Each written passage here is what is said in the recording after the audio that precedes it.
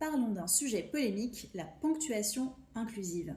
Parce qu'en France, quand on parle d'écriture inclusive, on a très souvent tendance à associer écriture inclusive et ponctuation, et notamment le point. Or, il y a plein d'options possibles pour écrire en inclusif. Par exemple, en France, depuis des décennies, on utilise la parenthèse pour faire des mots en inclusif, notamment dans les formulaires administratifs. Et jusqu'à présent, ça ne choquait personne, alors que pourtant, c'est une forme d'écriture inclusive.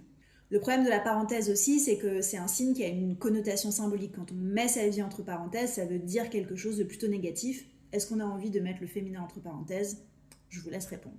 On parle beaucoup du point, notamment le point bas, qu'on a tendance à utiliser aussi pas mal pour faire de l'inclusif. Le problème avec le point bas, c'est que quand on l'écrit dans un email par exemple, ça va créer une URL et ça peut perturber un peu la lecture.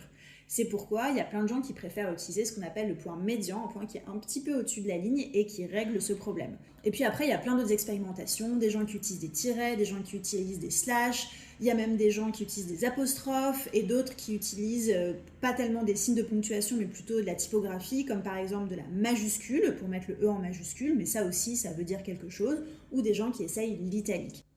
Bref, ce qu'il faut retenir, c'est que la ponctuation inclusive, elle peut prendre plein de formes différentes, mais que dans tous les cas, utiliser la ponctuation, ça reste une option, c'est jamais une obligation. Et si vous n'avez pas envie d'utiliser parce que vous avez peur que ce soit mal lu ou mal compris, c'est pas un problème. On écrit des textes de centaines de pages tout en inclusif sans jamais utiliser la ponctuation, parce qu'il y a plein d'autres outils disponibles, comme par exemple les doublets, les mots épicènes, les termes englobants, et j'en passe. Mais je suis quand même curieuse de savoir, si vous utilisez la ponctuation, quel signe est-ce que vous préférez ?